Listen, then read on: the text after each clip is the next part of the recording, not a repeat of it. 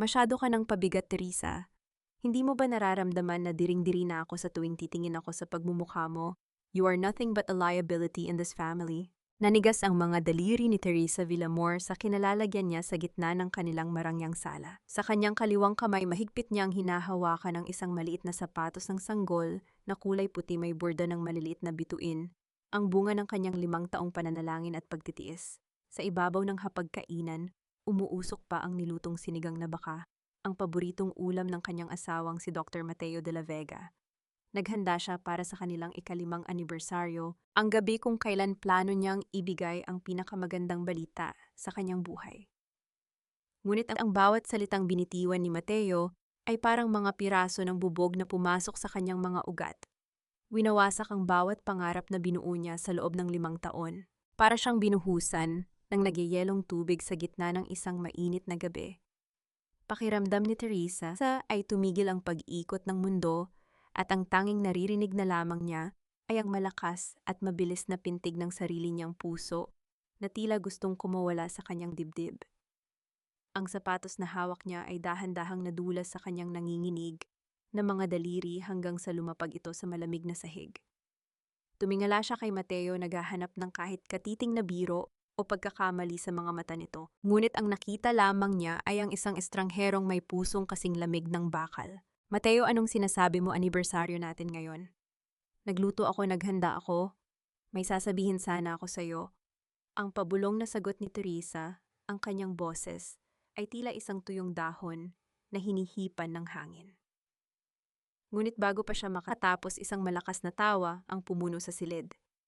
Hindi kay Mateo nang galing ang tawang iyon. Mula sa madilim na bahagi ng hagdanan lumabas si Soraya ang yata-yata at tila anghel na head nurse sa ospital ni Mateo. Suot nito ang isang malaswang ngiti na hindi kailanman nakita ni Teresa sa ospital. Sa likuran ni Soraya ay ang kanyang biyenan na si Doña Consuelo, hawak ang kanyang gintong rosaryo, habang ang kanyang mga mata ay puno ng mapanghusgang tingin. Tama na ang drama, Teresa, ang wika ni Soraya habang lumalapit hawak ang isang hiringgilya na ang dulo ay kumikinang sa ilalim ng liwanag ng chandelier. Masyado ka nang matagal na nakasagabal sa amin ni Mateo. It's time for you to take a long rest. Humakbang palapit si Doña Consuelo, bawat tunog ng kanyang mamahaling tsinelas sa sahig ay tila isang hatol ng kamatayan para kay Teresa. Huwag kang mag-alala, Hija. Para sa ikabubuti mo ito. Masasabi mo na sa lahat na ikaw ay isang baliw at lulong sa gamot, kaysa aminin na hindi ka kailanman naging sapat para sa aking anak. Isang Villamor na walang silbi. Sinubukan ni Teresa na tumakbo, ngunit mabilis siyang nahawakan ni Mateo. Hindi ito ang yakap na dati niyang inaasahan sa tuwing uuwi ang asawa mula sa trabaho. Ang mga bisig na dati ay itinuturing niyang kanlungan ay naging isang bakal na rehas na sumasakal sa kanya. Ibinagsak siya ni Mateo sa sofa, ang kanyang mukha ay walang bakas ng awa habang pinagmamasdan ang kanyang asawa na nagpupumiglas. Sa gitna ng kanyang sariling tahanan sa harap ng pagkaing inihanda niya ng may pagmamahal. Naramdaman ni Teresa ang malamig na tusok ng karayom sa kanyang braso, unti-unting bumibigat ang kanyang mga pilik mata. Ang mga boses sa paligid niya ay tila nagiging mga bulong na lamang mula sa ilalim ng tubig. Sa kanyang huling sulyap bago tuluyang lamunin ng dilim ang kanyang malay, nakita niya si Mateo at Soraya na magkahawak kamay sa tapat ng kanyang hapagkainan habang si Doña Consuelo ay dahan-dahang itinutulak palayo ang sapatos ng sanggol sa ilalim ng sofa gamit ang kanyang paa. Bakit ang taong pinagkatiwalaan ko ng aking buhay ang siya ring kukuha sa lahat ng mayroon ako? Paano naging ganito kabilis ang pagguho ng lahat ng aking pinaniwalaan? Dilim. Isang nakakabinging katahimikan ang sumalubong kay Teresa Villamor nang dahan-dahan niyang idilat ang kanyang mga mata. Hindi ang malambot na una ng kanilang kama sa Forbes Park ang kanyang naramdaman, kundi ang malamig at matigas na kutsyon na amoy gamot at pagkabulok. Ang bawat sulok ng silid ay napalilibutan ng mapuputing pader na tila dambuhalang kumot na handang lalamon sa kanyang pagkatao. Sinubukan niyang itaas ang kanyang mga kamay upang haplusin ang sumasakit na ulo, ngunit naramdaman niya ang magaspang na tela ng leather straps na nakapulupot sa kanyang mga pulso. Nakagapos siya, para siyang isang hayop na hinihintay na lamang ang oras ng katayan. Gising ka na pala, Mrs. De La Vega, or should I say, patient number 402. Ang boses na yon ay tila isang matalim na kutsilyo na humihiwa sa katahimikan. Bumukas ang pintong bakal at pumasok si Soraya, suot ang kanyang puting uniforme na tila ba isa siyang anghel ng kaligtasan. Ngunit sa likod ng kanyang mga mata ay ang kislap ng tagumpay ng isang mandaraget. Lumapit siya sa kama ni Teresa, may dalang maliit na baso ng tubig at isang pirasong gamot na kulay lila.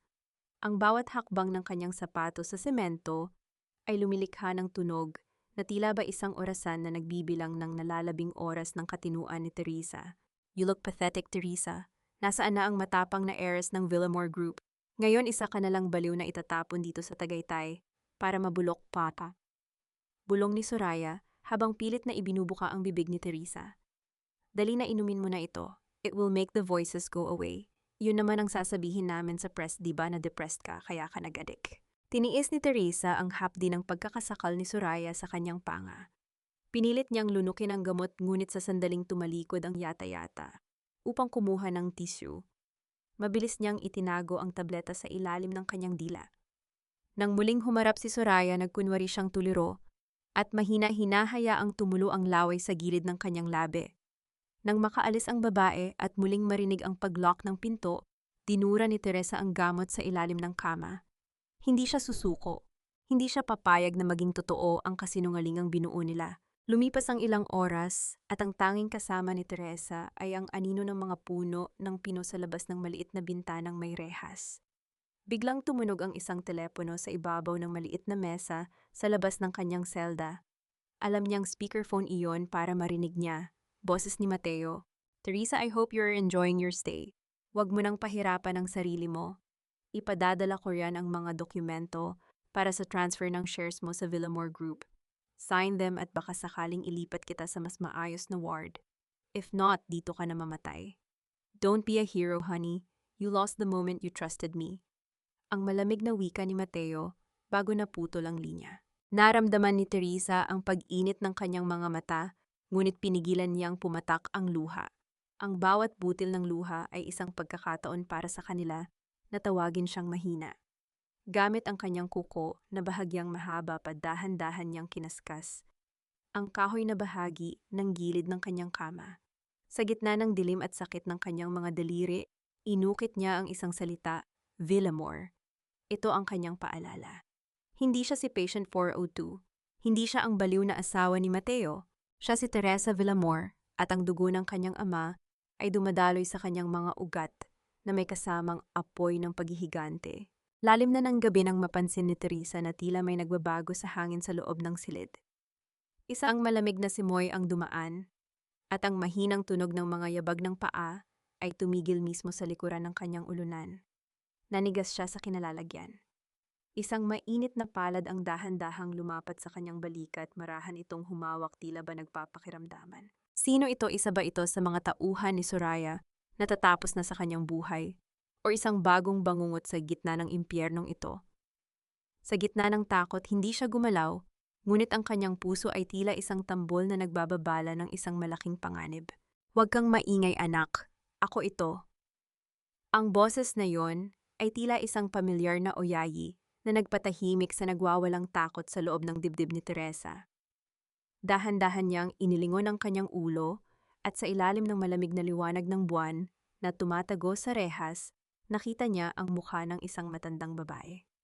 Ang kanyang mga mata ay puno ng luha at ang kanyang mga kamay na magaspang dahil sa dekada ng pagtatrabaho ay nanginginig habang hinahaplos ang buhok ni Teresa.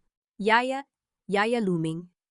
Ang pabulong na tanong ni Teresa ang kanyang boses ay halos hindi marinig dahil sa tuyong lalamunan. Si Yaya Luming ang matandang tagapangalaga na nagpalaki sa kanya.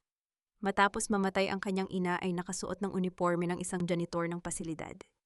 May hawak itong mop at isang balde, ngunit ang mga mata nito ay hindi tumitingin sa sahig kundi sa mga sugat sa pulso ng kanyang alaga. Mabilis na lumuhod ang matanda sa tabi ng kama at nagsimulang kalasin ang mga leather straps na pumipigil kay Teresa. Diyos ko, Teresa, anong ginawa nila sa iyo? Ang hikbi ni Yaya Luming habang pilit na binubuksan ang mga lock. Narinig ko ang lahat sa balita. Sabi ni Doña Consuelo, nagwawala ka raw at kailangang ilayo. Pero alam kong hindi mo magagawa iyon. Alam kong pinagkaisahan ka ng mga ahas na iyon. Nang lumuwag ang mga tali agad na niyakap ni Teresa ang matanda. Ang amoy ng detergent at murang pulbo ni Yaya Luming ay nagpaalala sa kanya na mayroon pa ring kabutihan sa mundong ito na tila tinalikuran na siya. Sa loob ng ilang sandali, hindi siya ang matapang na CEO ng Villamore Group, kundi ang batang babaeng muling nahanap ang kanyang tahanan sa gitna ng bagyo. Yaya, kailangan nating makaalis dito. Nasaan si Papa? Ang nag-aalalang tanong ni Teresa habang hinihimas ang kanyang mga namamanhid na braso. Nagbago ang ekspresyon ni Yaya Luming. Umiwas siya ng tingin at mabilis na kumuha ng isang lumang sapatos mula sa kanyang balde, isang pares ng sneakers na pag-aari ni Teresa noong dalaga pa siya. Teresa, makinig ka. Ipinagbabawal ni Mateo na dalawin ang iyong ama sa ospital. Sabi nila lumalala na ang sakit ni Don Ramon, pero ang totoo, pinalitan nila ang lahat ng mga nurse na nakakakilala sa kanya. Pinagmumukha nilang wala na siyang malay para makuha nila ang pirma niya sa bagong dokumento. Napahawak si Teresa sa kanyang dibdib. Ang bawat salita ni Yaya Luming ay parang isang bagong sugat. Gagamitin nila si Papa para ubusin ang lahat ng pinaghirapan namin. Kaya kailangan mong lumaban, anak, wika ni Yaya Luming habang binubunot ang swelas ng sapatos. Mula sa loob nito ay inilabas niya ang isang napakaliit na smartphone at isang charger. Ito lang ang tanging paraan. Itago mo ito. Huwag mong hahayaan na makita ito ni Soraya. May isang numero na nakasave dyan. Tawagan mo siya. Siya lang ang tanging tao na may sapat na dumi sa kamay para labanan ang mga De La Vega. Tiningnan ni Teresa ang pangalan sa screen ng telepono. Isang pangalan na kinatatakutan sa mundo ng batas, Lucas Valerios. Ang abogadong kilala sa pagiging walang awa at pagpanalo sa mga kasong tila wala ng pag-asa. Bakit siya Yaya alam ng lahat na si Lucas ay hindi gumagalaw ng walang kapalit? Ang nag-aalalang tanong ni Teresa. Dahil ang katarungan ay hindi sapat para talunin ang kasamaan, Teresa. Kailangan mo ng isang taong marunong sumayaw sa apoy. Sagot ni Yaya Luming habang mabilis na ibinabalik ang mga straps sa pulso ni Teresa. Ngunit sa pagkakataong ito, hindi na ito nakalock, kunwari lamang na nakatali. Kailangan ko nang umalis bago bumalik ang gwardya. Tandaan mo, hindi ka baliw.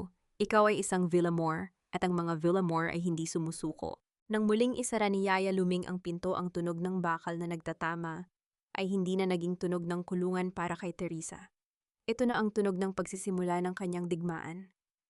Hawak ang maliit na telepono sa ilalim ng kanyang kumot, naramdaman niya ang isang kakaibang init sa kanyang palad. Ngunit sa kabila ng pag-asang ito, isang tanong ang bumabagabag sa kanyang isipan.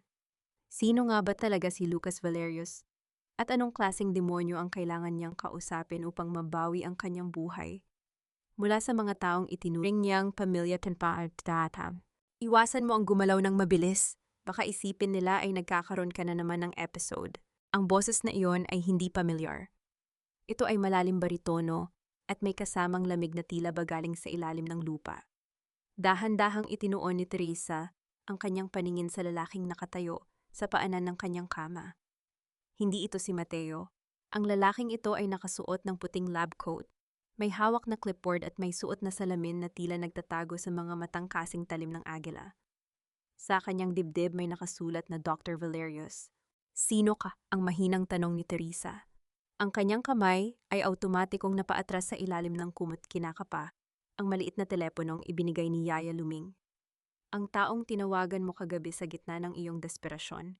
Ang sagot ng lalaki habang dahan-dahang ibinababa ang kanyang salamin. I'm Lucas Valerios, and you, Mrs. De La Vega, are a very expensive client. Binitawan ni Teresa ang kanyang hininga na hindi niya namalayan na kanina pa pala niya pinipigil.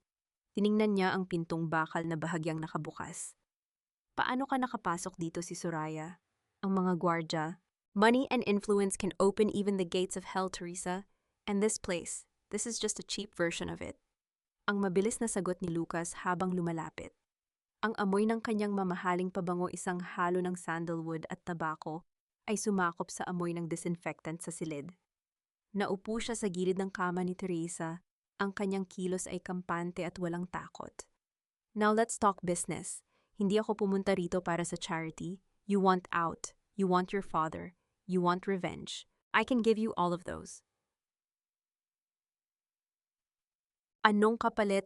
Ang tanong ni Teresa. Ang kanyang mga mata ay naniningkit habang pinagmamasdan ang lalaking tila ba isang mandaragit na naghihintay ng kanyang biktima. Isang matipid na ngiti ang lumabas sa mga labi ni Lucas, ngunit hindi ito umabot sa kanyang mga mata.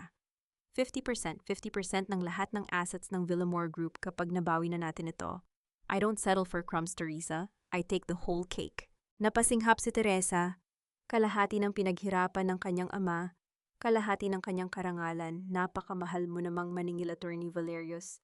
Hindi ka ba marunong maawa sa isang biktima? Mercy is for the weak at hindi ka mahina, Teresa. If you were, you'd be dead by now. Ang tugon ni Lucas habang isinusulat ang kung ano sa kanyang clipboard para magmukhang totoong doktor kung sakaling may dumaan na nurse. Ang awa ay hindi magpapakulong kay Mateo. Ang awa ay hindi magpapatumba kay Doña Consuelo.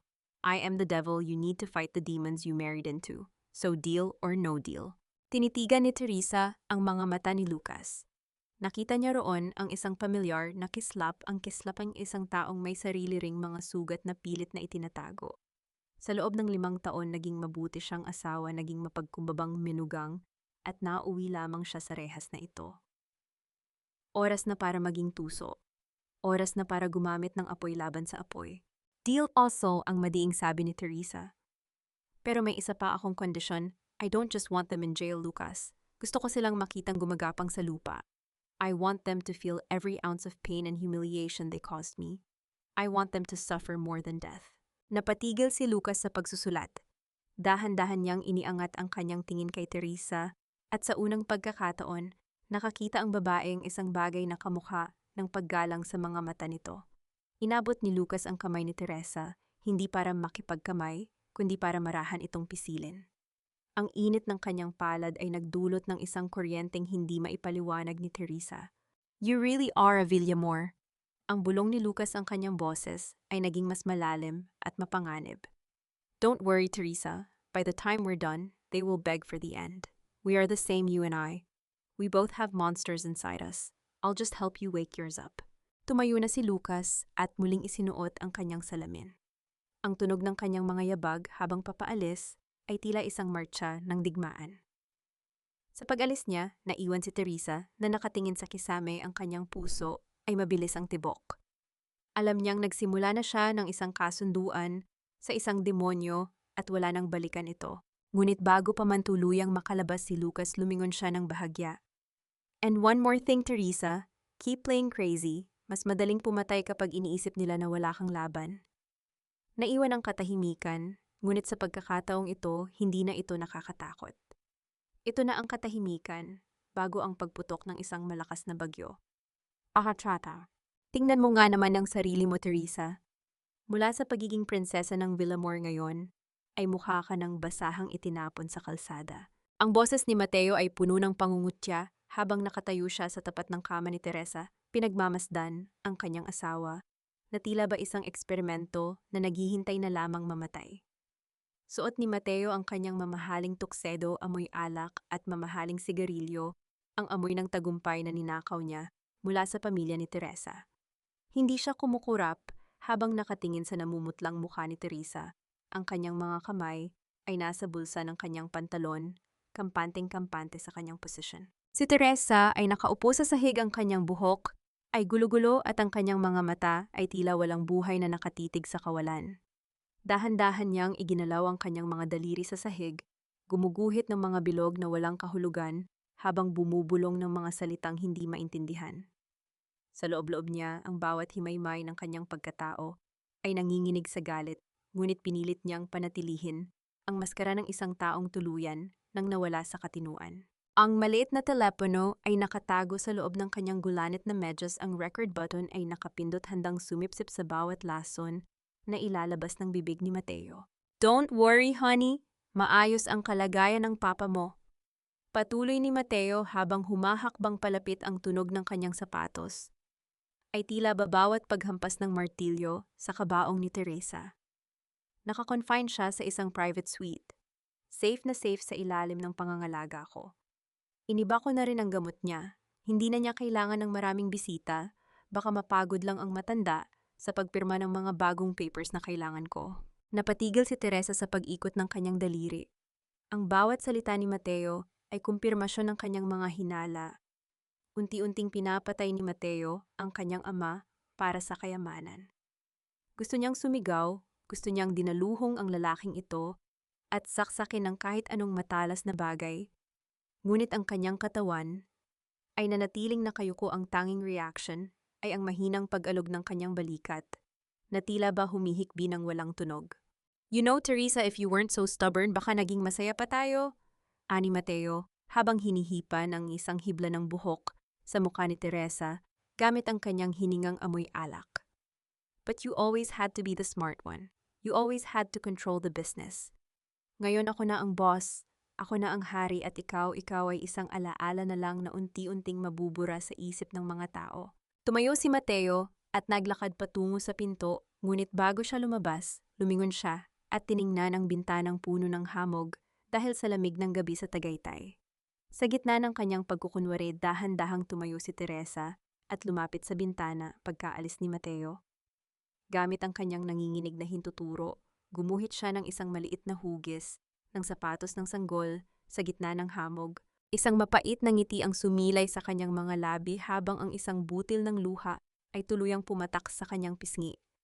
Ang sapatos na iyon ay ang kanyang sikreto, ang kanyang huling alaala ng pag-asang winasak nila at ang kanyang dahilan para manatiling buhay. Matatapos din ito, Mateo, ang bulong ni Teresa sa hangin ang kanyang boses ay tila isang sumpa na lumipad sa katahimikan ng gabi. Bibitayin kita gamit ang sarili mong mga salita. Ngunit ang kanyang sandali ng pagmumuni-muni ay naputol nang biglang bumukas ang pinto ng malakas. Pumasok si Soraya, ang kanyang mga mata ay naniningkit habang tinitingnan ang likod ni Teresa. May hawak siyang chart at tila may sinusuri sa kanyang isipan. Bakit parang masyadong mabilis ang pagtayo mo, Teresa? Ang tanong ni Soraya, ang boses ay puno ng hinala. Dapat ay hindi ka pa makagalaw ng maayos. Dahil sa dosis na ibinigay ko kanina. Bakit wala kang panginginig? Bakit ang linaw ng tingin mo? Humakbang palapit si Soraya, ang amoy ng kanyang matapang na pabango ay tila sumasakal kay Teresa. Hinawakan niya ang panga ni Teresa at pilit na iniangat ang mukha nito upang tingnan ang kanyang mga balintataw. Sa sandaling iyon, ang tibok ng puso ni Teresa ay tila isang mabilis na tambol. Nakita ba ni Soraya ang kanyang pagpapanggap na siya? Wala na ang tatay mo, Teresa. Patay na si Don Ramon. Ngayon ganap ka na talagang nag-iisa sa mundong ito. Ang boses ni Mateo ay walang bahid ng pighati. Habang binibitawan niya ang mga salitang iyon, ang tanging maririnig sa loob ng madilim na silid ni Teresa ay ang mahinang pag-ikot ng ceiling fan na tila ba isang luma at pagod na orasan. Nakatayo si Mateo sa gitna ng silid, maayos ang pagkakaayos ng kanyang buhok at suot ang isang itim na kurbata, isang simbolo ng pagluluksa na hindi naman niya nararamdaman. Sa kanyang mga kamay, hawak niya ang isang pirasong papel, ang hatol ng kamatayan hindi lamang para sa ama ni Teresa, kundi para na rin sa huling pag-asa ng katinuan ng babae. Naramdaman ni Teresa ang biglang paglamig ng kanyang mga dulo ng daliri. Ang kanyang puso, dati ay mabilis ang tibok dahil sa takot, ay tila biglang tumigil, nag-iwan ng isang malaking bakante sa kanyang dibdib. Hindi siya makahinga. Ang hangin ay tila naging kasing bigat ng semento na pumupuno sa kanyang mga baga. Gusto niyang sumigaw, gusto niyang wasakin ang bawat pader ng impyernong ito upang makarating sa piling ng kanyang ama, ngunit ang kanyang katawan ay nanatiling nakaupo, nakatali sa malamig na katotohanang siya ay isang bilanggo. Don't cry, honey. Mas mabuti na ito para sa kanya. Patuloy ni Mateo habang lumalapit at dahan-dahang hinahaplos ang pisngi ni Teresa na tila ba isang premyo. At least hindi na niya makikita ang anak niyang ganito ang kalagayan. Isang baliw na hindi man lang makapunta sa huling sandali ng sarili niyang ama. Ang miyamay ng sitwasyon ay tila isang lason na dumadaloy sa isip ni Teresa. Habang ang buong bansa ay nagluluksa para sa pagkawala ng isang haligi ng industriya, na si Don Ramon Villamor, ang tunay na tagapagmana, ay nakakulong sa isang silid na amoy dumi at gamot. Pinapanood ang kanyang buhay na kinakatay ng mga taong pinagkatiwalaan niya. Ang kanyang ama, ang lalaking nagturo sa kanya kung paano maging matatag, ay pumanaw nang hindi man lang siya nahahawakan sa huling pagkakataon. Sa araw ng libing dinala si Teresa sa sementeryo na parang isang palabas sa sirko. Pinilit siyang isuot ang isang puting damit na tila ba isang anghel na nawala sa sarili. Nakapalibot ang mga media, ang mga camera ay tila mga mata ng buwaya na naghihintay ng kanyang bawat maling galaw. Nakita niya si Aling Charing na nasa gilid hawak ang kanyang telepono habang naka-livestream ibinibida sa buong mundo ang kawawang kalagayan ng tagapagmana ng mga Villamor. Ngunit ang tunay na pasabog ay naganap matapos ilibing si Don Ramon. Sa gitna ng marangyang opisina ng Villamor Group, ipinatawag ang pagbasa ng huling habilin. Doon sa harap ng mga abogado at board of directors, pumasok si Lucas Valerius. Hindi siya nakatingin kay Teresa. Ang kanyang mukha ay kasing tigas ng marmol, base sa huling dokumento na nilagdaan ni Don Ramon bago siya pumanaw at sa kapangyarihang ibinigay ni Mrs. Teresa de la Vega sa pamamagitan ng isang special power of attorney. Ang simula ng abogado na ang boses ay tila isang hatol ng kamatayan.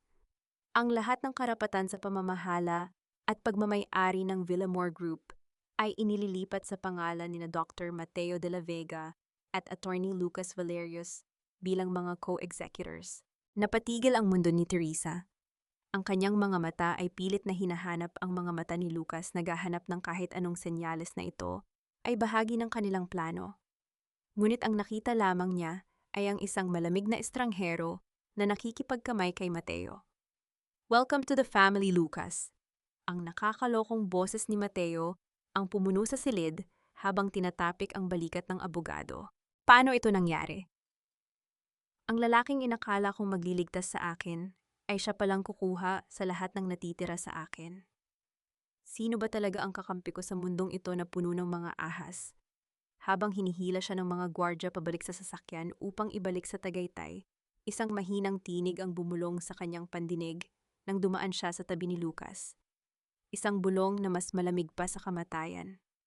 The game is just beginning, Teresa. Don't die yet. Matatag. Akala mo ba ikaw lang ang biktima sa kwentong ito, Teresa? Akala mo ba ikaw lang ang nawalan? Ang boses ni Lucas ay tila isang malamig na hangin na nagmula sa isang libingan. Nakatayo siya sa gitna ng maliit na silid ni Teresa. Sa Tagaytay, ang anino niya ay mahaba at madilim sa ilalim ng nanginginig na ilaw ng bumbilya sa kisam. Wala na ang kanyang puting lab coat. Suot niya ang isang itim na polo na lalong nagpatingkad sa kanyang maputlang balat at sa matalim niyang mga mata. Ang bawat salita niya ay may bigat na tila ba isang tanikala na dahan-dahang pumupulupot sa leeg ni Teresa. Nakatitig lamang si Teresa sa kanya, ang kanyang mga kamay ay mahigpit na nakakapit sa gilid ng kanyang kama. Ang sakit ng pagkawala ng kanyang ama at ang kahihiyan sa libing ay sariwa pa rin sa kanyang isipan. Anong ibig mong sabihin ninakaw ninyo ni Mateo ang lahat sa akin? Pinagkatiwalaan kita, Lucas, when gave you the keys to my kingdom and you handed them over to my enemy. Isang mapait at tuyong tawa ang kumawala sa mga labi ni Lucas habang dahan-dahan siyang lumalapit sa bintana, pinagmamasdan ang malakas na buhos ng ulan sa labas na tumatama sa mga dahon ng puno ng pino. Kingdom. Ang tinutukoy mo bang kingdom ay ang pamilyang binuo sa ibabaw ng mga bangkay at kasinungalingan? Ang pamilyang De la Vega na tinitingala ng lahat. Dahan-dahang humarap si Lucas kay Teresa at inilabas ang isang luma at kupas na litrato mula sa kanyang pitaka. Inilapag niya ito sa ibabaw ng kama. Sa litrato makikita ang isang batang Doña Consuelo na masaya at nakangiti katabi ang isang lalaking hindi pamilyar kay Teresa at sa gitna nila ay isang sanggol. Tingnan mong mabuti ang lalaking nasa tabi ni Consuelo. Ang utos ni Lucas, ang kanyang boses ay puno ng puot. Siya ang tunay na nagmahal sa kanya. Pero dahil sa ambisyon, dahil sa takot na mawala ang dangal at yaman ng kanyang pamilya, itinapon niya kami. Itinapon niya ang sarili niyang anak para lang mapakasalan ang isang De la Vega at makuha ang titulong Donya. Nanlaki ang mga mata ni Teresa habang pabalik-balik ang tingin sa litrato at kay Lucas. Anong sinasabi mo? Ako ang batang yan, Teresa? Ang pag-amin ni Lucas, ang bawat salita ay tila isang pagsabog ng matagal ng kinimkim na galit. Ako ang anak na itinago, ang lihim na kinahiya ng banal na si Doña Consuelo. 30 taon kong hinintay ang pagkakataong ito. Ginamit kita, oo. Ginamit kita para pasukin ang loob ng pamilyang iyon, para wasakin ang pundasyon ng lahat ng pinahahalagahan nila mula sa loob. Napahawak si Teresa sa kanyang ulo, tila ba sasabog ito sa dami ng impormasyong kanyang natatanggap. Kaya ba? Kaya ba nakipag-alyansa ka kay Mateo para makuha ang tiwala ni Consuelo? Exactly, tugon ni Lucas, habang dahan-dahang kinukuha muli ang litrato. Kailangan kong maging bahagi ng kanilang tagumpay para mas masakit ang kanilang pagbagsak. Mateo is a fool. Akala niya ay nakuha niya ang lahat pero hindi niya alam na ang bawat pirma niya ay isang hakbang patungo sa kanyang sariling bitayan. At ikaw, Teresa, ikaw ang mitya ng lahat ng ito. Dahan-dahang lumapit si Lucas kay Teresa at hinawakan ang kanyang muka.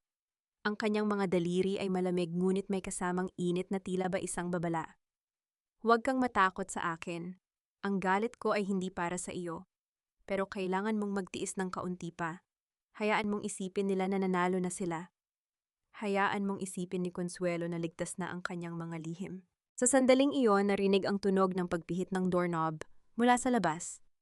Mabilis na tumayo si Lucas at muling isinuot ang kanyang maskara ng pagiging isang walang emosyong abogado. Ang pinto ay bumukas at pumasok si Doña Consuelo, may dalang basket ng prutas at ang kanyang laging kasamang rosaryo. Lucas, nandito ka pa pala. Ang wika ng matanda, ang boses ay puno ng plastik na tamis. Salamat sa pagbabantay sa kawawang si Teresa. Habang lumalapit si Doña Consuelo, biglang tumama ang liwanag ng buwan sa leeg ni Lucas. Napatitig ang matanda sa isang maliit na vet pot na hugis bituin sa likod ng kanyang tenga. Ang rosaryo sa kamay ni Doña Consuelo ay dahan-dahang nadulas at bumagsak sa sahig. Ang bawat butil nito ay lumikha ng tunog na tila ba mga patak ng luha sa gitna ng katahimikan. Ikaw, ang tanging nasabi ni Doña Consuelo, ang kanyang muka ay biglang nawalan ng kulay, tila ba nakakita ng isang multo mula sa kanyang madilim na nakaraan. Ang perang iyan ay para sa dangal ng mga De La Vega, hindi para sa isang hamak na babaeng tulad mo. Wala kang utang na loob. Ang boses ni Doña Consuelo ay umalingaw-ngaw sa pasilyo ng mansyon sa Makati matapos siyang mapilitang umuwi mula sa Tagaytay dahil sa isang anonymous na mensaheng natanggap niya. Sa kanyang nanginginig na kamay, hawak niya ang mga bank statement na nagpapatunay ng milyon-milyong pisong nawawala sa kaba ng pamilya, mga perang ginamit ni Mateo para bumili ng mga mamahaling alahas at isang condo unit para kay Soraya. Sa kabilang dako sa loob ng kanyang madilim na silid sa pasilidad, isang manipis na ngiti ang sumilay sa mga labi ni Teresa habang nakikinig sa recording na ipinadala sa kanya ni Lucas sa pamamagitan ng maliit na smartphone.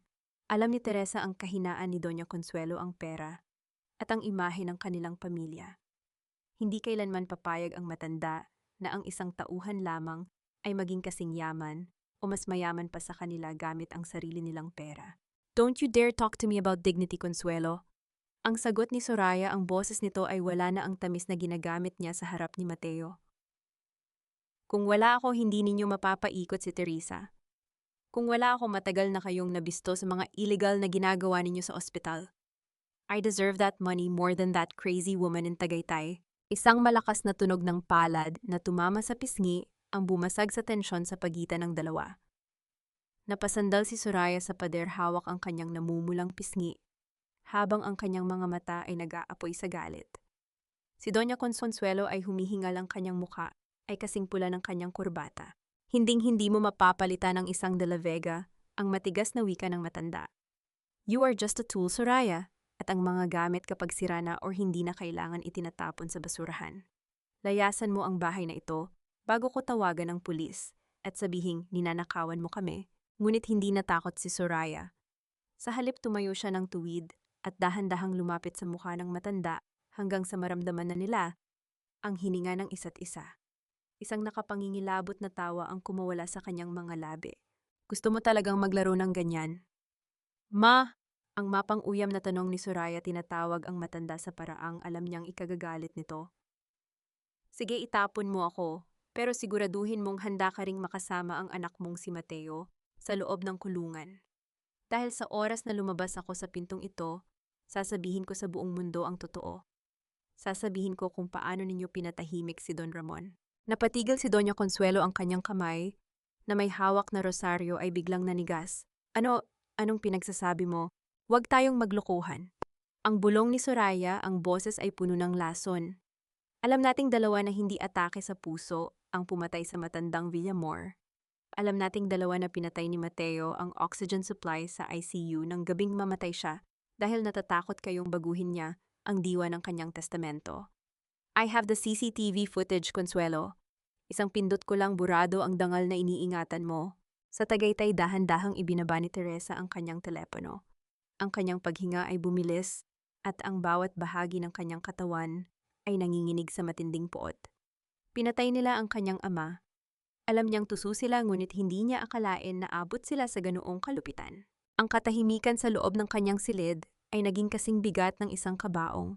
Sa gitna ng dilim ang tanging nagbibigay ng liwanag ay ang screen ng kanyang telepono na nagpapakita ng mukha ng kanyang ama. Sa sandaling iyon, ang huling bahagi ng pag-aalinlangan ni Teresa ay tuluyang naglaho. Wala nang puwang para sa awa. Wala nang puwang para sa takot. Paano ko haharapin ang katotohanang ang taong pinakasalan ko ay ang mismong pumatay sa aking ama at hanggang saan ang kayang gawin ni Soraya upang protektahan ang sarili niyang interes. Ang bawat segundo ay tila isang paghihintay sa isang pagsabog na wawasak sa lahat ng kanilang tinatago. At sa gitna ng lahat ng ito, si Teresa ay naghihintay lamang sa tamang pagkakataon upang pakawalan ang apoy na kanyang binuo sa loob ng impyernong ito. Malamig ang gabi sa Tagaytay, ang hangin ay sumisipsip sa mga siwang ng bintana at nagdadala ng amoy ng basang lupa at mga puno ng pino.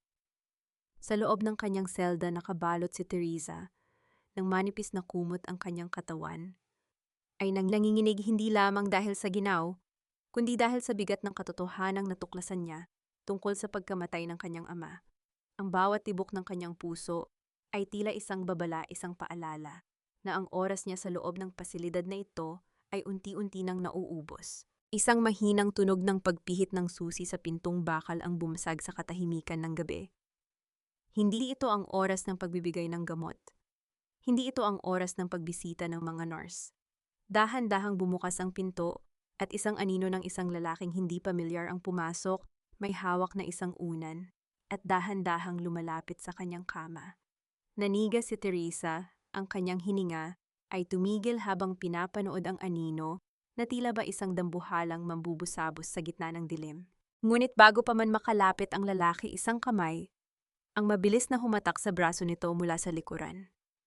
Isang mabilis na pagkilos, isang tunog ng katawang bumabagsak sa sahig, at isang pamilyar na boses ang narinig ni Teresa sa gitna ng gulo. Tumakbo ka na, Teresa, ngayon na. Si Lucas yon, hindi na siya nakasuot ng puting lab coat.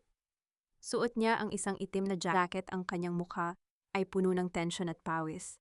Hinablot niya ang kamay ni Teresa at mabilis silang lumabas ng silid. Tinatahak ang madidilim na pasilyo ng pasilidad na tanging ang mahihinang ilaw sa kisame ang nagsisilbing gabay.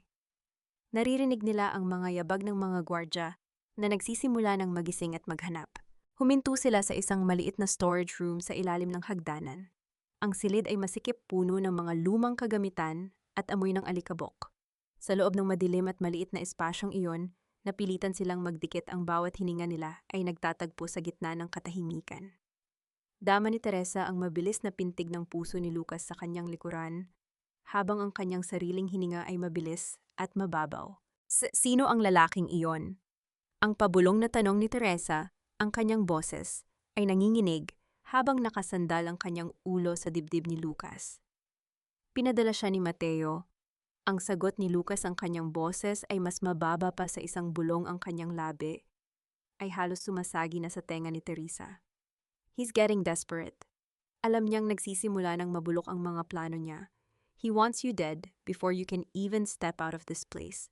Napansin ni Lucas na may bahagyang galos ang braso ni Teresa dahil sa pagkakasagi sa pader kanina. Dahan-dahan niyang kinuha ang kanyang panyo at marahang pinunasan ng dugo. Ang kanyang mga kilos ay maingat, tila ba natatakot na lalong saktan ang babaeng hawak niya. Sa unang pagkakataon, ang lamig sa mga mata ni Lucas ay napalitan ng isang bagay na hindi maipaliwanag ni Teresa, isang pag-aalaga na matagal na niyang hindi nararamdaman mula sa sinuman. Bakit mo ito ginagawa, Lucas Corn? Ang tanong ni Teresa habang nakatitig sa mga mata ng abogado sa gitna ng dilim. You could have stayed safe. Bakit mo itinataya ang buhay mo para sa akin? Napatigil si Lucas sa paglilinis ng sugat ni Teresa. Tumingin siya ng diretso sa mga mata nito at sa loob ng ilang sandali, ang mundo sa labas ng maliit na silid na iyon ay tila nawala. Dahil sa mundong ito na puno ng mga taong marunong lang pumatay ng kaluluwa, ikaw lang ang nakita kong lumalaban ng may dangal. Hindi ko hahayaang mamatay ang apoy na iyan, Teresa. Not on my watch. Ang sandaling iyon ay naputol nang marinig nila ang tunog ng isang radyo mula sa labas. Target is missing. Seal all exits. Samantala sa loob ng marangyang opisina ni Mateo sa Manila, ang lalaki ay nakatayo sa tapat ng bintana, nakatingin sa mga ilaw ng lungsod habang hawak ang isang baso ng whiskey. Sa tabi niya ay si Soraya, ang kanyang mukha ay puno ng galit at takot. Gawin mo na ang dapat mong gawin, Mateo, ang utos ni Soraya. Huwag mo nang antayin na makapagsalita siya. If the injection didn't work, then make sure she never wakes up from her sleep tonight. Give the final dose. Tapusin na natin ang problemang ito bago pa tayo ang mabulok sa kulungan. Huminga ng malalim si Mateo at inubos ang kanyang alak sa isang lagok. Don't worry, Soraya. By tomorrow morning, Teresa Villamor will just be a tragic headline in the newspapers. Isang baliw na pumanaw dahil sa overdose. Ang makyabag ng sapatos ng mga gwardya sa semento ay tila tunog ng mga martilyo na nagpapabilis sa tibok ng puso ni Teresa. Sa bawat kanto ng madilim na pasilyo ng pasilidad sa Tagaytay, ang anino ni Lucas ay nagsisilbing gabay, isang matatag na pundasyon sa gitna ng kanyang gumuguhong mundo. Hawak ni Lucas ang kanyang kamay, mahigpit, mainit at puno ng pangakong hindi siya bibitawan. Dito tayo, bilis, bulong ni Lucas, habang hinihila si Teresa patungo sa likurang bahagi ng kusina.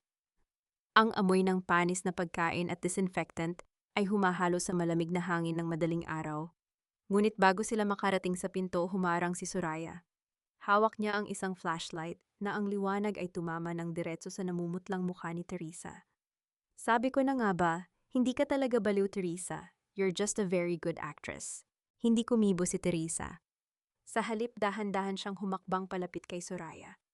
Ang kanyang mga mata na dati ay puno ng luha at takot ngayon ay kasing lamig na ng yelo sa night data. At ikaw naman, Soraya, ay isang napakasamang nurse. Masyado kang kampante sa mga gamot mo. Hindi mo ba napansin na ang bawat dosage na ibinibigay mo sa akin ay napupunta lang sa ilalim ng kutsyon ko? Nanlaki ang mga mata ni Soraya. Akmang sisigaw siya upang tumawag ng saklolo nang mabilis na kumilos si Teresa. Gamit ang lahat ng lakas na naipon niya mula sa galit, itinulak niya si Soraya patungo sa isang dambuhalang lalagyan ng mga maruruming kumot. Bago pa makabangon ang babae, mabilis na kinuha ni Teresa ang susi sa baywang nito at inilock ang pinto ng storage room mula sa labas. Magpahinga ka muna riyan, Soraya. Mas kailangan mo ang tulog kaysa sa akin. Ang mahinang wika ni Teresa bago muling sumunod kay Lucas patungo sa naghihintay na itim na sasakyan sa labas ng gate. Habang mabilis na tumatakbo ang sasakyan pababa ng bundok ng Tagaytay, nakatingin lang si Teresa sa labas ng bintana. Pinagmamasdan niya ang malalaking puno na tila mga higanting kumakaway sa kanya sa huling pagkakataon. Naramdaman niya ang kamay ni Lucas na pumatong sa kanyang balikat. You did well, Teresa. Malaya ka na, ani Lucas. Hindi pa ako malaya, Lucas. Magiging malaya lang ako kapag nakuha ko na ang katarungan para kay Papa. Sagot ni Teresa, ang kanyang boses ay tila isang sumpa na nanunuot sa bawat sulok ng sasakyan. Dalhin mo ako sa Manila. Dalhin mo ako sa mansyon. Pagkalipas ng ilang oras, huminto ang sasakyan sa harap ng dambuhalang gate ng mga De La Vega sa Makati. Ang mga ilaw sa loob ng mansyon ay nakasindi, pa tila ba naghihintay ng isang masamang balita. Bumaba si Teresa, suot pa rin ang kanyang gusot na puting damit na tila ba isang multo na nagbabalik mula sa kabilang buhay. Hinarap niya ang malaking pinto ng mansyon, ang lugar kung saan siya minahal, dinaya at winasak.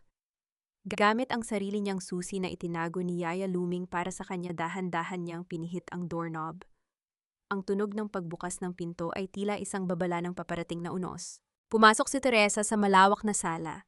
Doon nakita niya si Mateo na nakaupo sa sofa, may hawak na baso ng alak habang si Doña Consuelo ay abala sa pagbibilang ng mga alahas sa ibabaw ng lamesa. Ang dalawa ay napatigil at sabay na napatingin sa pintuan. Ang baso sa kamay ni Mateo ay dahan-dahang nadulas at bumagsak sa mamahaling alpombra, lumilikha ng tunog ng pagkabasag na bumasag sa katahimikan ng gabi. Teresa, ang nauutal na wika ni Mateo, ang kanyang mukha ay nawalan ng kulay, tila nakakita ng isang patay na nabuhay muli. Isang matamis at nakapangingilabot ng ngiti ang sumilay sa mga labi ni Teresa. Humakbang siya papasok, ang bawat tunog ng kanyang mga paa sa sahig ay tila ba tunog ng hatol ng kamatayan para sa mga taong nasa loob. I'm home, Mateo. Akala niyo ba ay ganun lang kadaling itapon ang isang Villamor? Ang silid sa isang mamahaling hotel sa Bonifacio Global City ay balot ng katahimikan, tanging ang mahinang ugong ng aircon. Ang maririnig na tila ba isang saksing walang kibo sa nagaganap na pagbabago. Sa harap ng dambuhalang salamin nakatayo si Teresa Villamor. Hindi na siya ang babaeng gusot ang buhok at puno ng takot na tumakas mula sa Tagaytay. Ang babaeng nakatingin sa kanya mula sa salamin ay isang reyna, malamig, matatag, at handang sumabog ang puot sa bawat galaw. Suot niya ang isang pulang-pulang gown na kasing tingkad ng sariwang dugo, na tila ba bawat hibla ng tela ay hinabi mula sa kanyang mga pasakit at bighati. Ang bawat kislap ng mga diamante sa kanyang leeg ay tila mga bituin sa gitna ng isang madilim na gabi. Sa likuran niya nakatayo si Lucas Valerius. Dahan-dahan nitong isinuot ang isang manipis na gintong kwintas sa leeg ni Teresa. Ang kanyang mga daliri ay bahagyang dumampi sa maputing balat ng babae, nagpapadala ng isang kuryenteng hindi maipaliwanag, ngunit puno ng determination. You look dangerous, Teresa. Ang bulong ni Lucas, ang kanyang boses ay tila isang haplos ng pelus sa gitna ng katahimikan. Ngayong gabi ang buong mundo ay titingin sa'yo. Sigurado ka na ba sa gagawin mo? Once we start this, there's no turning back. I was born for this, Lucas. Ang sagot ni Teresa habang tinititigan ang sariling mga mata sa salamin. Noong gabing tinurukan nila ako ng lason na matay na ang lumang Teresa. Ang babaeng nakikita mo ngayon ay ang kanilang karma. I want them to see me, to fear me, and finally to break before me. Mabilis na lumipas ang mga sandali at ang ballroom ng hotel ay napuno ng tunog ng mariringal na musika at ang masiglang pag-uusap ng mga piling panauhin mula sa Philippine Medical Association. Ang amoy ng mamahaling alak at mga bulaklak ay pumupuno sa hangin. Sa gitna ng karamihan, nakatayo si Mateo de la Vega, nakangiti habang tumatanggap ng mga papuri para sa kabayanihan niya sa pagpapatakbo ng Villamor Group sa gitna ng trahedya ng kanyang pamilya. Sa tabi niya, si Doña Consuelo ay tila isang matagumpay na emperatrice. Hawak ang kanyang champagne glass habang masayang nakikipagpalitan ng mga salita sa mga kapwa niya elitista. Hindi nila alam, sa madilim na sulok ng control room, mabilis na kumikilos si Teresa. Ang kanyang mga kamay ay hindi nanginginig habang isinasaksak ang isang maliit na flash drive sa system ng malaking screen ng ballroom. Ang bawat pagpindot niya sa keyboard ay tila ba isang hakbang patungo sa pagbitay sa mga taong sumira sa kanyang buhay. Everything is set, ang mensaheng natanggap ni Lucas sa kanyang telepono. Dahan-dahang lumabas si Teresa mula sa control room at tinahak ang mahabang pasilyo patungo sa ballroom.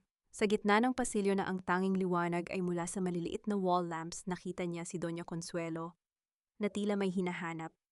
Nang lumingon ang matanda at tumama ang liwanag sa pulang gown ni Teresa, ang baso ng champagne sa kanyang kamay ay dahan-dahang nadulas at bumagsak sa alpombra.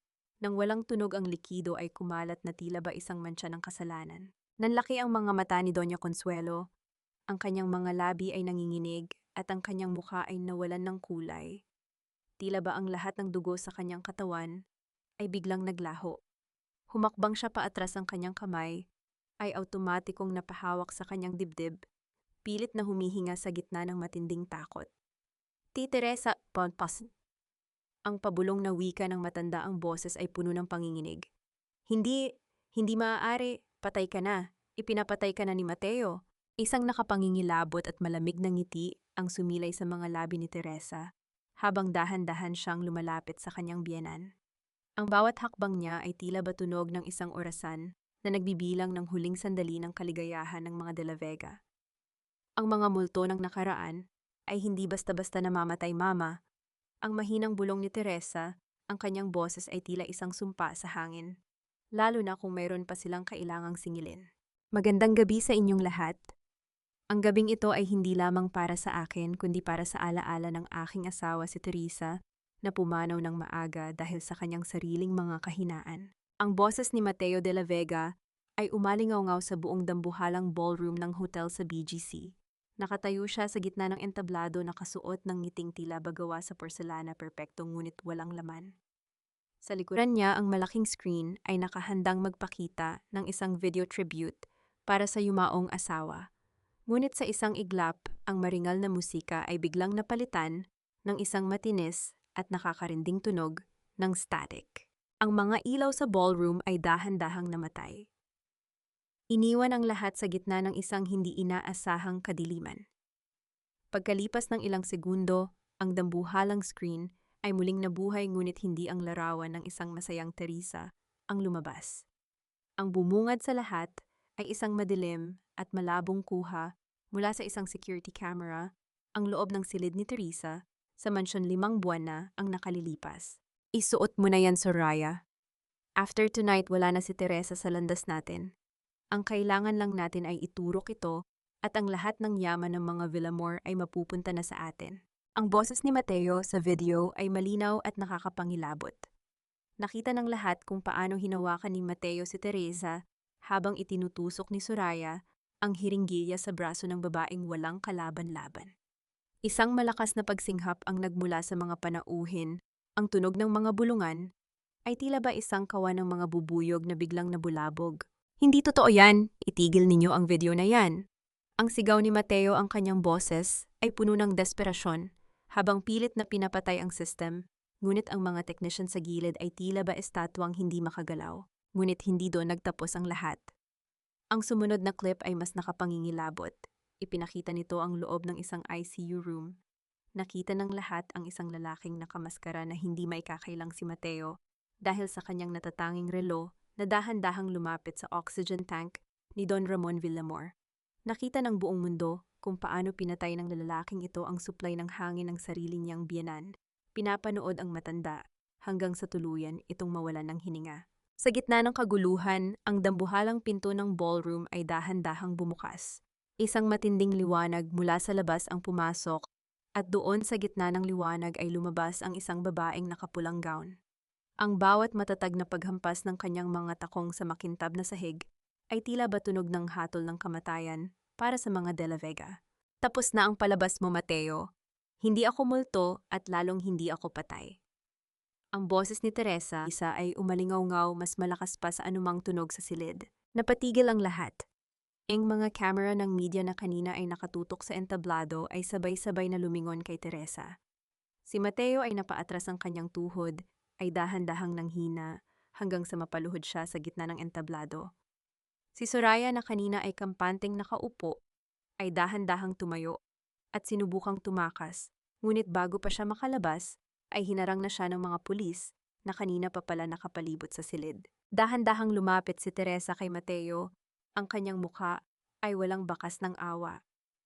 Ang katarungan ay parang tubig, Mateo. Maaari mo itong harangan, maaari mo itong lasonin, ngunit sa huli lagi itong makakahanap ng paraan para lumabas at linisin ang lahat. Ang malamig na bakal ng posas ay mabilis na kumapit sa mga pulso ni Mateo. Ang tunog ng mga flash ng camera at ang sigaw ng mga reporter ay naging background music na lamang sa tagumpay ni Teresa. Ngunit sa gitna ng kanyang tagumpay, naramdaman ni Teresa ang isang pares ng mga mata na nakatingin sa kanya mula sa madilim na bahagi ng ballroom, si Lucas Valerius. Nakatayo ito, hawak ang isang bagong dokumento, ang kanyang mukha ay may suot na isang ngiting tila ba may iba pang plano. Lumapit siya kay Teresa at iniabot ang isang folder. Congratulations, Teresa! You won the battle! Ang bulong ni Lucas habang ang kanyang mga mata ay kumikinang sa ilalim ng liwanag ng chandelier. Pero nakalimutan mo ba ang ating kasunduan? All the debts of the De La Vega family, they now belong to me, and since you are still legally Mateo's wife, you are now under my control. Napatigil si Teresa, ang kanyang tagumpay ay biglang nabalutan ng isang bagong panganib. Ang kislap ng mga diamante sa kanyang leeg ay tila ba naging kasing bigat ng isang tanikala. Ang dating maringal na mansion ng mga De La Vega sa Makati ay balot na naugyo ng isang nakabibinging katahimikan na tila ba isang libingan ng mga pangarap na binuo sa kasinungalingan. Sa gitna ng sala kung saan dati ay nagaganap ang mga mararangyang pagtitipon, nakaupo si Doña Consuelo sa sahig. Ang kanyang mamahaling telang sutla ay gusot-gusot, at ang kanyang buhok na laging maayos ay nakalaylay na tila ba mga tuyong damo. Hawak niya ang kanyang paboritong rosaryo, ngunit sa bawat paglipat niya ng butil ang kanyang mga labi, ay hindi naglalabas ng dasal kundi ang mga pirapirasong tawa na puno ng kabaliwan. Sa paligid niya, ang mga tauhan ng bangko at mga abogado ay abala sa paglalagay ng mga pulang sticker sa bawat kagamitan sa dambuhalang piano, sa mga antigong florera at maging sa altar na dati niyang ipinagmamalaki. Ang bawat tunog ng pagpunit ng tape ay tila ba tunog ng pagpunit sa dangal na buong buhay niyang iningatan. Nang makita niya ang larawan ng kanyang asawa na ibinababa mula sa pader, bigla siyang sumigaw at dinaluhong ang mga lalaki. Pilit na inaagaw ang frame hanggang sa mabasag ang salamin nito. Ang mga butil ng kanyang rosaryo ay tuluyang naputol at nagkalat sa sahig. Lumilikha ng tunog ng mga maliliit na bato na nagtatama sa marmol, tila ba mga luhang bato na hindi na kayang pahirin. Habang nangyayari ang lahat ng ito, si Mateo ay nakadungaw sa malamig na rehas ng Quezon City Jail. Wala na ang kanyang puting coat, wala na ang kanyang mamahaling relo. Suot niya ang isang kupas na unipormeng kulay kahel. Ang kanyang mukha ay puno ng mga pasa mula sa pakikipag-away sa loob ng selda para sa isang pirasong banig. Ang bawat amoy ng ihi at pawis sa loob ng kulungan ay tila ba isang lason na dahan-dahang pumapatay sa kanyang pagkatao. Si Dr. Mateo de la Vega, ang tinitingalang si Rujano, ay isa na lamang bilanggo na kailangang magmakaawa para sa isang basong tubig. Dahan-dahang bumukas ang pintong bakal ng dalawahan at pumasok si Teresa. Nakatayo siya sa kabilang panig ng rehas, lalong nagpatingkad ang kanyang kagandahan sa gitna ng kadumihan ng paligid. Inilapag niya ang isang maliit na balot sa ibabaw ng mesa. Nang buksan ito ni Mateo, halos tumigil ang kanyang puso. Ito ang puting sapatos ng sanggol na itinapon niya noong gabi ng kanilang anibersaryo. Ito lang ang tanging bagay na natira sa atin, Mateo. Ang mahinang wika ni Teresa, ang kanyang boses ay tila isang malambot na haplos, ngunit puno ng talim. Gusto ko lang ipaalala sa iyo na hindi mo lang ako pinatay nung gabing yon. Pinatay mo rin ang pagkakataon mong maging isang ama. Iyan ang magiging habambuhay mong multo sa loob ng seldang ito. Teresa, please, maawa ka. Ang nauutal na pakiusap ni Mateo, ang kanyang mga kamay, ay nanginginig habang pilit na inaabot ang laylayan ng damit ni Teresa sa pagitan ng mga rehas. I can give you everything back. Just get me out of here. Isang mapait na ngiti ang sumilay sa mga labi ni Teresa bago siya dahan-dahang tumalikod. Wala ka nang maibibigay sa akin, Mateo, dahil ang lahat ng pag-aari mo pati na ang buhay mo ay pag-aari na ni Lucas. Paglabas ni Teresa sa kulungan, sinalubong siya ng isang itim na sasakyan. Sa loob ay naghihintay si Lucas Valerius. Hawak ang isang manipis na folder na kulay ginto. Hindi siya nakatingin kay Teresa, kundi sa malayo tila ba may malalim na iniisip. Nang makapasok si Teresa, iniabot ni Lucas ang folder sa kanya. This is the final foreclosure of the Villamor assets, Teresa. Ani Lucas, ang kanyang boses ay malamig na tila bayelo. Lahat ng shares na kinuha ni Mateo, pati na ang mansyon ni Consuelo, ay nasa ilalim na ng pangalan ko. But as we agreed, I have the right to claim 50% of the total value. Tumingin si Teresa sa mga mata ni Lucas. And what if I don't give it to you? What if I choose to fight you now that I have my power back? Dahan-dahang inilapit ni Lucas ang kanyang mukha kay Teresa hanggang sa maramdaman na nila ang init ng hininga ng isa't isa. Isang mapanganib na kislap ang lumitaw sa kanyang mga mata. You can try, Teresa, but remember, I know every secret you have. I know exactly where that baby shoe came from, and I know exactly what happened in that asylum when the cameras weren't looking. Do you really want to start another war with the only man who knows how to break you? Naramdaman ni Teresa ang biglang pagbilis ng kanyang pintig. Ang lalaking akala niya ay naging katuwang niya, sa katarungan ay dahan-dahan nang naglalabas ng kanyang tunay na pangil. Ang katarungang nakuha niya ay tila ba may nakakabit na kadena na si Lucas ang humahawak. Ang hangin sa rooftop ng Villamore Group Building ay kasing lamig ng mga alaala ng gabing itinapon si Teresa sa Tagaytay. Mula sa taas na ito, ang mga ilaw ng Manila ay tila maliliit na diamanteng kumikinang sa gitna ng isang madilim na pelus, ngunit para kay Teresa, ang bawat kislap ay simbolo ng bawat patak ng pawis at dugo ng kanyang ama na kailangan niyang protektahan. Nakatayo siya sa gilid ng gusali, ang kanyang mahabang buhok ay sumasayaw sa hangin, habang ang kanyang mga mata ay nakatitig sa kawalan. Narinig niya ang mahinang tunog ng pagbukas ng mabigat na pintong bakal sa kanyang likuran. Hindi niya kailangang lumingon para malaman kung sino ang dumating. Ang amoy ng sandalwood at mamahaling tabako ay sapat na para kilalanin ang lalaking naging kasama niya sa impyerno. Beautiful, isn't it? Ang boses ni Lucas ay kalmado, tila ba hindi siya ang lalaking kanina lang ay nagbabanta sa loob ng sasakyan. Huminto siya sa tabi ni Teresa, ang kanyang mga kamay ay nasa bulsa ng kanyang itim na coat. Ang lungsod na ito ay parang isang magandang babae. Mapang-akit sa malayo, pero mapanganib kapag hinawakan mo ng masyadong mahigpit. Ibinigay ko na sa iyo ang lahat ng dokumento para sa 50% ng Villamore assets, Lucas. Ang malamig na sabi ni Teresa, hindi pinuputol ang kanyang pagtitig sa malayo. Nasa mesa na ang pirma ko, kunin mo na ang yaman mo at lumayo ka na sa buhay ko. Isang mahinang tawa ang kumawala sa mga labi ni Lucas, isang tunog na tila ba pagtatama ng mga tuyong dahon sa semento. Dahan-dahan niyang inilabas ang isang folder mula sa kanyang coat, ang mismong folder na naglalaman ng mga dokumentong pinirmahan ni Teresa. Sa harap ng gulat na mga mata ni Teresa, dahan-dahang pinunit ni Lucas ang mga papel, ang bawat tunog ng pagpunit ay tila ba isang kuryenteng gumagapang sa katahimikan ng gabi. Anong ginagawa mo? Ang nauutal na tanong ni Teresa. Iyan ang hiningi mo, di ba ang kalahati ng lahat ng mayroon ako? I don't want your money, Teresa. Ang bulong ni Lucas habang hinahayaan ang mga pira-pirasong papel na tangayin ng hangin, tila ba mga puting talulot ng bulaklak na nahulog sa dilim. Naging abogado ako para sirain ang mga De La Vega at nakuha ko na ang gusto ko. Ang hilingin ang 50% sa iyo ay bahagi lang ng huling pagsusulit ko. Dahan-dahang lumapit si Lucas kay Teresa, ang kanyang mga mata ay hindi na kasing lamig ng dati. Mayroon itong bahid ng paghanga at marahil ng isang bagay na mas malalim pa. Gusto ko lang malaman kung hanggang saan ang itatagal mo, kung pagkatapos ng lahat ng ginawa nila sa iyo ay magiging mahina ka pa rin at papayag na kontrolin ng ibang lalaki. But you stood your ground. Pinatunayan mo na hindi mo na kailangan ng kahit sino para protektahan ang korona mo. Inabot ni Lucas ang isang maliit na sobre at isang susi kay Teresa. Ito ang susi sa isang safe deposit box.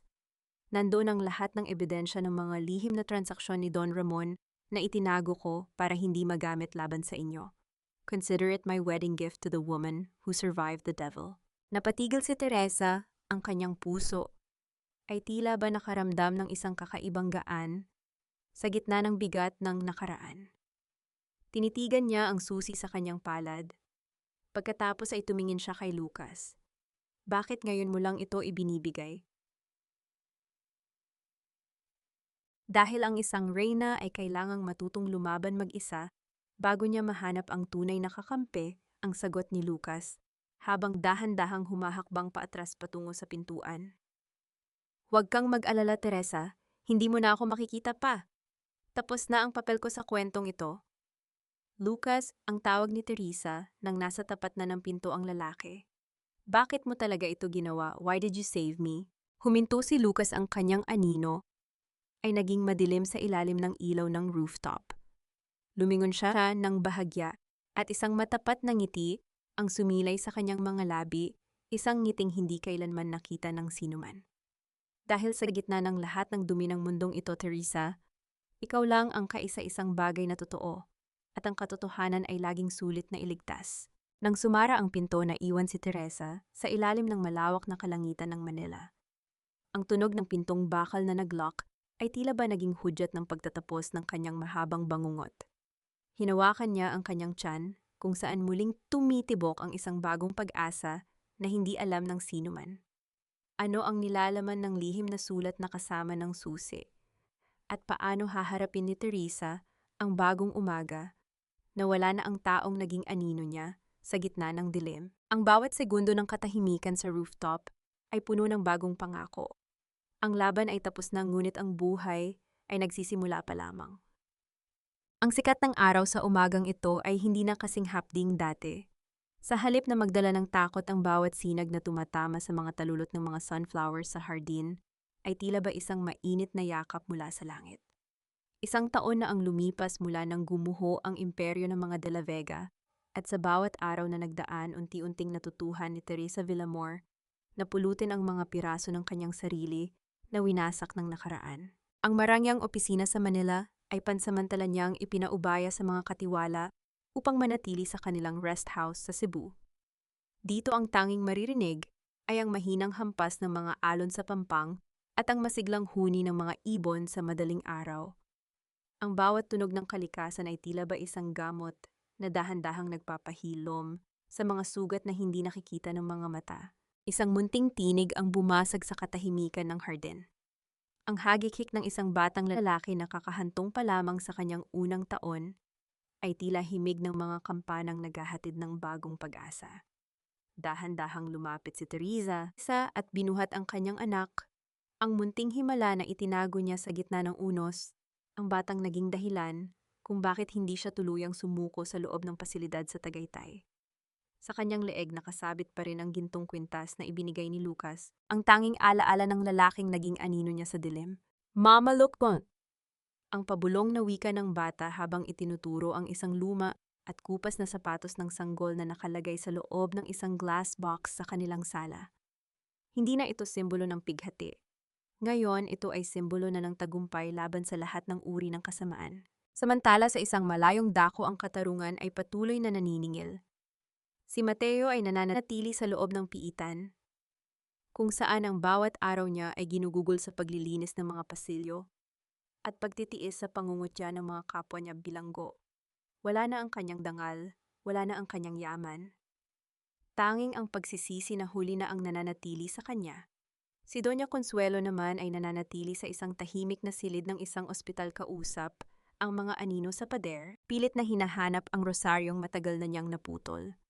Ang kanilang kwento ay nagsisilbing babala na ang kasamaan ay laging may katapat na kabayaran.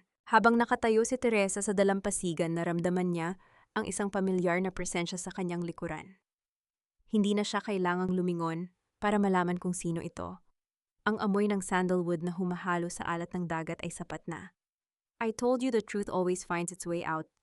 Ang boses ni Lucas Valerius ay kalmado, wala na ang lamig at talim ng dati. Nahanap mo na ba ang kapayapaang hinahanap mo, Lucas? Ang tanong ni Teresa habang dahan-dahang humaharap sa lalaki. Isang matapat at banayad na ngiti ang sumilay sa mga labi ni Lucas habang tinititigan ang bata sa bisig ni Teresa. Nahanap ko na ang sagot na kailangan ko.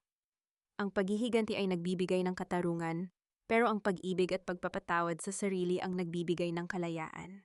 Hindi man sila nangako ng anumang habambuhay, ang pagtatagpo ng kanilang mga mata sa ilalim ng asul na langit ay sapat na upang sabihing hindi na sila mag-iisa sa susunod na kabanata ng kanilang buhay. Ang bawat hakbang nila sa buhanginan ay tila ba isang panibagong simula, isang landas na hindi na kailangang dumaan muli sa apoy. Sa huli natanto ni Teresa na ang tunay na lakas ay hindi nasusukat sa dami ng taong napabagsak mo kundi sa kakayahan mong tumayo at magmahal muli matapos kang durugin ng mundo. Ang bawat sugat ay nag-iwan ng peklat, ngunit ang mga peklat na iyon ang nagpapatunay na siya ay lumaban, siya ay nagtagumpay at siya ay muling nabuhay. Ang bagong umaga ay tuluyan ng sumapit at sa pagkakataong ito ang liwanag ay hindi na muling maglalaho. Ang sikat ng araw sa Cebu ay nagsisilbing saksi na pagkatapos ng pinakamadilim na gabi, laging may pag-asang naghihintay sa atin. Tapos na ang laban ni Teresa at sa wakas nahanap na niya ang katahimikang matagal niyang ipinagkait sa kanyang sarili. Mga mahal kong tagapakinig, maraming salamat sa inyong pagtitiyaga at sa pagsama sa akin sa bawat to ng paglalakbay na ito. Ramdam ko ang bawat pintig ng inyong puso habang tinatahak natin ang madidilim na pasilyo ng Tagaytay hanggang sa rurok ng tagumpay ni Teresa sa BGC. Habang isinusulat ko ang bahaging iyon kung saan itinurok ni Mateo ang lason habang mahigpit na hawak ni Teresa ang munting sapatos ng kanyang anak, hindi ko mapigilang mapahinto at lumuha. Ramdam ko ang hapdi ng pagkakanulong, ngunit ramdam ko rin ang nag-aapoy na pagnanais na muling bumangon. Ang kwentong ito ay hindi lamang basta katang-isip, kundi isang salamin ng mga totoong biktima ng kawalan ng katarungan na piniling huwag maging bilanggo ng kanilang nakaraan. Sa buhay, ang munting sapatos ni Teresa ay hindi lamang isang kagamitan para sa paa ng isang sanggol. Ito ay nagsisilbing sukat ng ating pananampalataya. Kahit gaano man kaliit ang iyong hakbang ngayon, basta't ito ay patungo sa iyong katotohanan, tiyak na makararating ka sa iyong paroroonan. Huwag mong hayaan na ang malalaking sapatos ng mga mapang-api ang magdikta kung saan ka dapat lulugar. Ang iyong halaga ay hindi nakadepende sa kung paano kanila sinira, kundi sa kung paano mo muling binuo ang iyong sarili. Kung kayo ang nasa kalagayan ni Teresa, magagawa niyo rin bang buksan muli ang inyong puso para sa isang lalaking tulad ni Lucas na puno rin ng sariling lihim? O pipiliin niyo na lamang bang mamuhay ng mag-isa kasama ang inyong anak? Habang pinakikinggan ninyo ang huling bahaging ito, nasaan kaya kayo ngayon? Siguro ay naghahanda ng hapunan para sa pamilya nagpapahinga, matapos ang maghapong pagtatrabaho, o baka naman ay nakatingin din sa malayo habang nagmuni-muni. Ibahagi ninyo naman sa akin sa comment section ang inyong mga nararamdaman at kung anong bahagi ng kwento ang pinakanakakaantig sa inyong mga puso.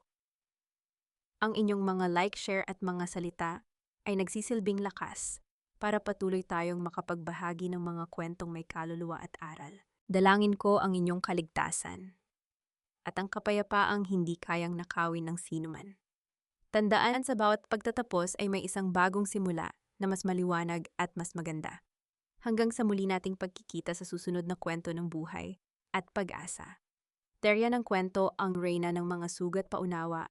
Ang lahat ng mga tauhan at mga pangyayari sa kwentong ito ay katang-isip lamang nilikha para sa layuning libangan at para maghatid ng positibong mensahe sa ating mga tagapakinig.